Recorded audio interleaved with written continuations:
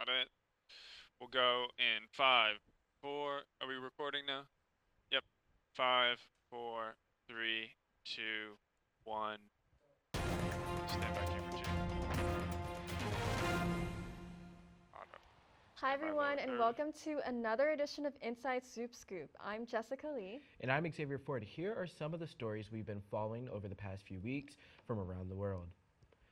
It's been a gripping time in By American ADR1. politics as former President Donald Trump survived an assassination attempt while at his campaign rally in Butler, Pennsylvania. One audience member named Corey Comparatore was killed and 2 others were seriously injured. Take. A gunman later identified Take as button. 20-year-old Thomas Stand by camera Crooks 2. positioned himself on top of a sloped roof close to the event. According to a Fox News report, the gun was registered to his father, Matthew Crooks. A bullet grazed Trump's ear and moments later dropped on the ground for cover. When Might he be able to stood turn up, that up a he little raised bit. his fist and blood could be seen on his face. He was then covered and then rushed out of the area by Secret Service, and Crooks was killed by other members of the Secret Service. Trump later wrote on his platform Truth Social thanking people for their thoughts and prayers and thanked God for saving him. He also wrote that it was important that people stand united and that he would be speaking to the nation at the Republican National Convention in Wisconsin. Take. And for only the third time in his presidency, President Joe Biden gave a speech from the Oval Office concerning the attempted assassination of his political opponent, saying, Take. My fellow Americans, I want to speak to you tonight about the need for us to lower the temperature in our politics. Goes up and down. A former president was shot, an American citizen killed, while 2. simply exercising his freedom to support the candidate of his choosing. We cannot, we must not go down this road in America. Yes, we have deeply felt strong disagreements. And the stakes in this election are enormously high. We back debate and disagree. We compare and contrast the character of the candidates. abruptly. We resolve our gonna cut differences at back the and leave the battle audio box. running. Let's remember we are the United States of America. There is nothing beyond our capacity when we do it together. Former President Donald Trump released another statement on the platform a day later, voicing that Robert F. Kennedy Jr. should have Secret Service protection, writing, in light of what is going on in the world today, I believe it is imperative that Robert F. Kennedy Jr. receive Secret Service protection immediately. Given the history of the Kennedy family, this is the obvious right thing to do. President Biden has since authorized Secret Service protection for the independent candidate Robert F. Kennedy Jr. In the days after the attempted assassination, the former president testifying in front of Congress and many calls for her resignation, Kimberly Cheeto has resigned as the U.S. Secret Service director. President Biden will be responsible for appointing for a new director, and he said that he would do so soon. Meanwhile, Secret Service Deputy Director has been named the agency's acting director. In the aftermath of the attempted assassination of former President Donald Trump, the friends and family remember victim Corey Comparatore, the father and volunteer firefighter who was killed at the Pennsylvania rally. Yasmin Rodriguez has more. Take. Complete strangers he did the same exact thing for. Corey Comparatore was a father, husband, a volunteer firefighter, and someone who everyone we spoke to described as a truly good man. He was a good guy. He really was. You know, you hear stories all the time that it's always the good ones that end up getting taken out, and unfortunately, that's what happened. Corey just hit his 30-year mark with the Buffalo Township Volunteer Fire Department. He even served as captain for the department for a few years. It was his dedication to his family that made Corey take a back seat and just continue on as an active firefighter. In a statement to Pittsburgh's Action News 4, Richard Hill, the Buffalo Township manager, says, quote, "The Buffalo Township Board of Supervisors is deeply saddened by the loss of Corey Comparatore.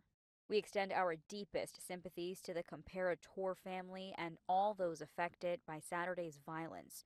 Corey was a dedicated husband, father, friend, and volunteer to the community and will be sorely missed."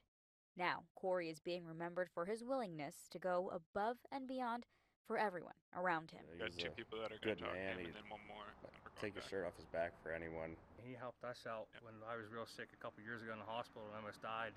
Corey was one of the first people to message me saying, "Hey, how can I help you?" The governor of Pennsylvania, Josh Shapiro, spoke about Corey Comparator at a press conference. Here is what he had to say about the killed Pennsylvanian. We lost a fellow Pennsylvanian last night. Good.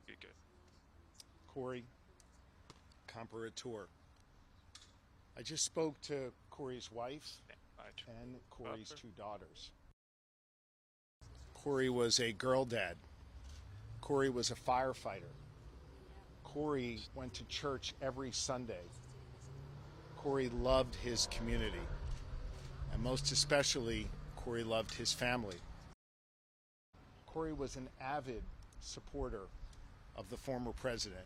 When do you want and me was to so come back? excited to be there last night with him in the community. I asked Corey's wife if it would be okay for me to share that we spoke. So I saw this thing that said out Q on Love His Family. She also asked that I share with all of you that Corey died a hero.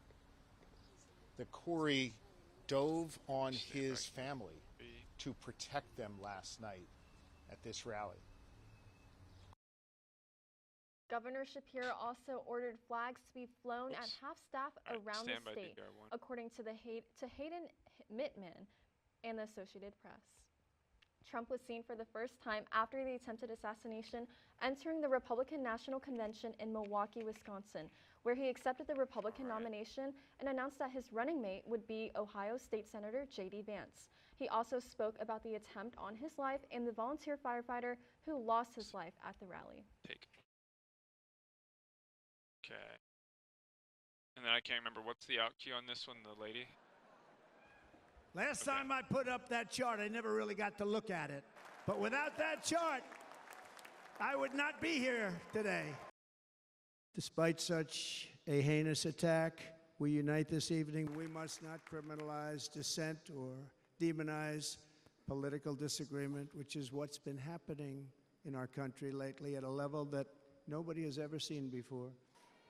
But I'm thrilled to have a new friend and partner fighting by my side. The next Vice President of the United States, the current Senator from Ohio, J.D. Vance, and his incredible wife, Usha. After mounting pressure from top officials to drop out of the 2024 presidential race, President Biden announced on X that he would no longer be seeking the 2024 presidency. In a statement, he wrote about his accomplishments during his time as president and thanked Vice President Harris for her partnership.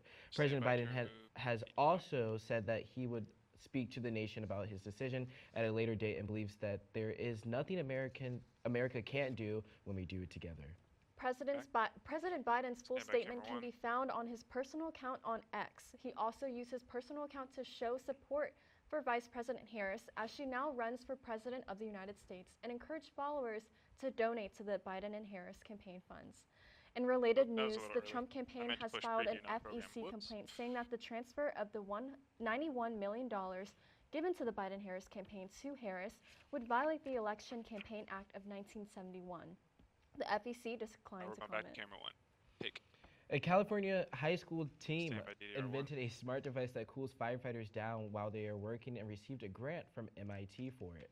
The Calistoga High School student's device prototype fits underneath the firefighter's helmets and uses tubes and LED lights to determine the firefighter's temperature and pushes cold water to their foreheads. This is the device that we made for firefighters.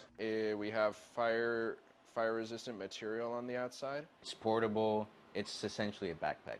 These LEDs will go off once your human body or ambient temperature has reached a certain threshold. It feels good. The cool pack is definitely cool on the forehead. Our town would have burnt to the ground if we wouldn't have had the firefighters saving us, you know. And they're out there risking their lives. We are patent pending from Microsoft helping us. MIT's whole thing is that they want you to invent for helping other people. Our gear as it is already hot. It's been an early start to the fire season, so a product like that would be a massive benefit to us out in these fires. There's nothing stopping us from getting this out in the shelves. They are so amazing. I would cry if I wasn't on TV right now. They're just incredible. device took 6 months to make and can also be used to make firefighters warm when the weather gets colder. The team is also receiving help from Microsoft to patent the device to help their community.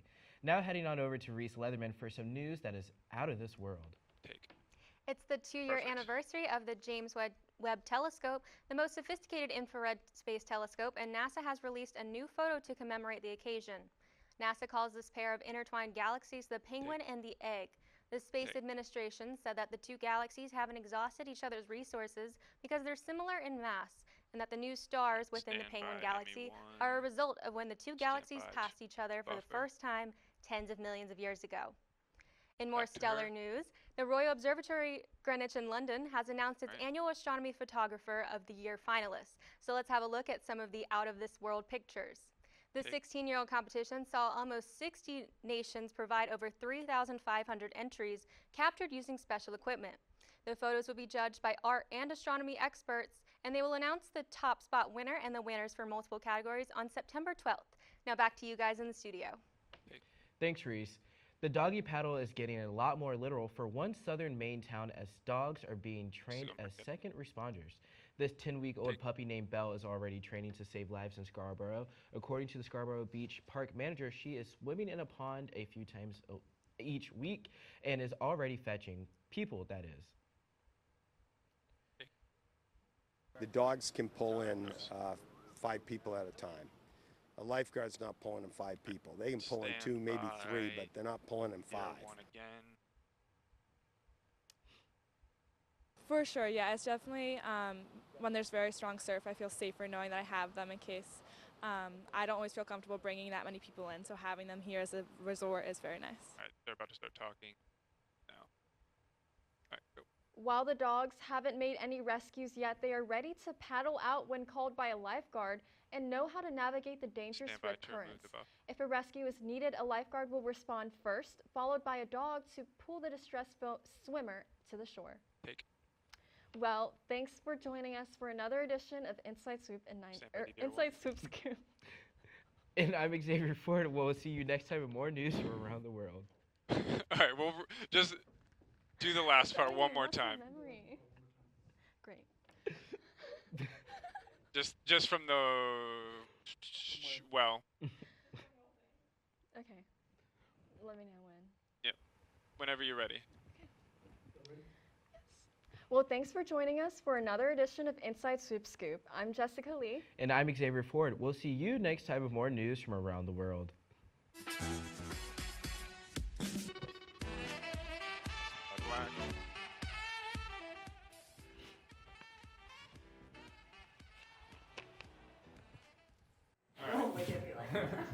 Good job, everybody. Did you like that? Yeah, that was good.